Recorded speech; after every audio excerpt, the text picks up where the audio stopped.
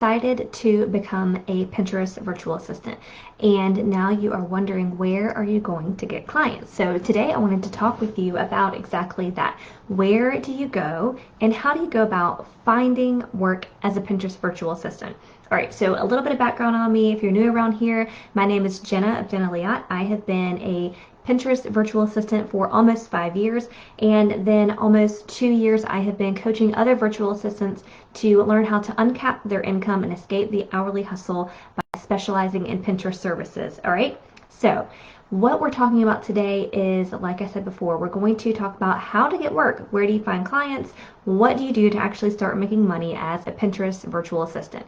All right, so my story may be different from things that you hear from other people. So I want you to know that I share how I have built my business, and I know there are a lot of different ways, but this has been what has worked best for me. Okay, so I have built my entire business through networking. That means connecting with other people. When I first started as a general virtual assistant about 5 years ago, after I quit teaching on a whim and was looking for a way to make money from home so I didn't have to go back to work and I could raise my two little girls on my own time, I was applying for jobs. I was applying for jobs as a virtual assistant, just trying to get some momentum, get something going, and start making some money.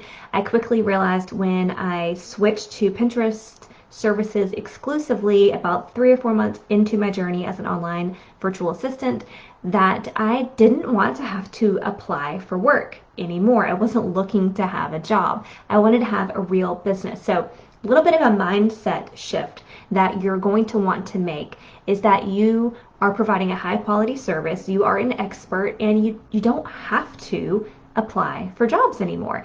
You can do things really differently, which is the way that I built my business. I built my business through networking, so I connect with people.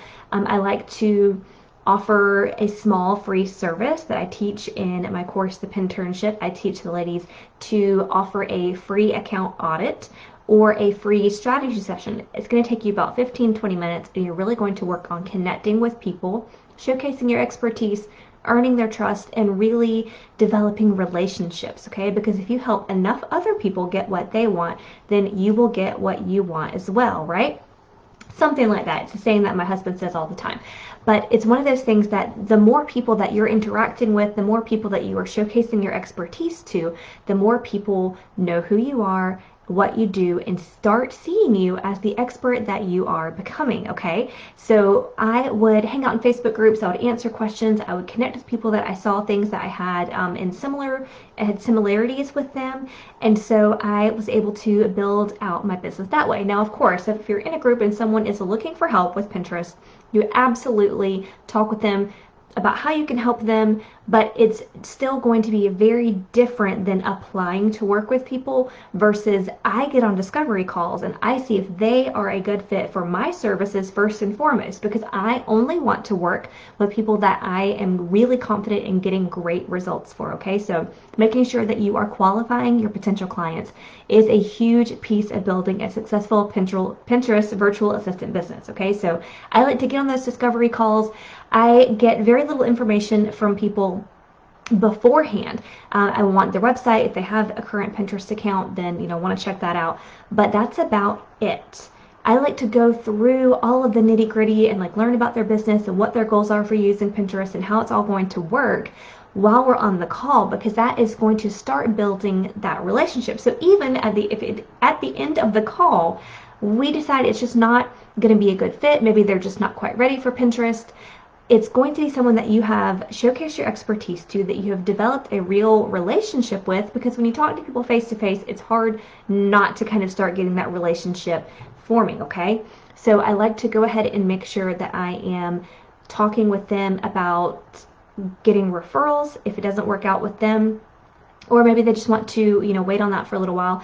Don't be afraid to ask for referrals, okay? So I start with those free services, and, we'll talk about a couple of things that I can see that can be improved on their account, or I go into, how they can actually get things going to be able to use Pinterest to market their business. And then with that, we were talking about this in my group for paid members of the course.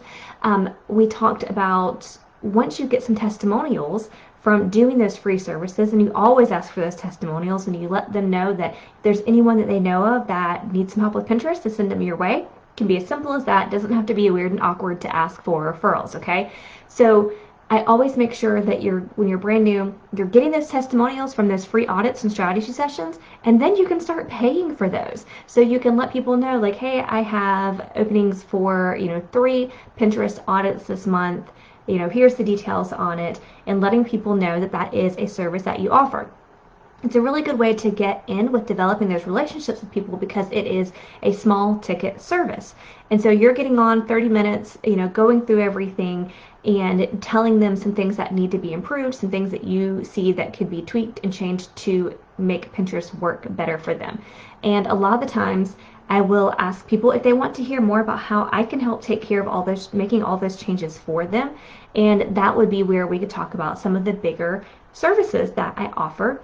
And then I typically will credit that audit or strategy session that they paid for on that call because they're not using that knowledge. I am going to take my knowledge and do the work for them if they move up to that package working with me, okay? So just kind of all over the place with that today, but I want you to know there are different ways for you to build your Pinterest virtual assistant business.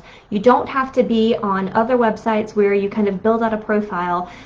It was really hard for me to build out a profile for something that I was brand new at doing because I didn't have a lot of testimonials when you're first starting. That's something that you're working on. And you have to set an hourly rate, which is what I wanted to move away from when I specialized in Pinterest.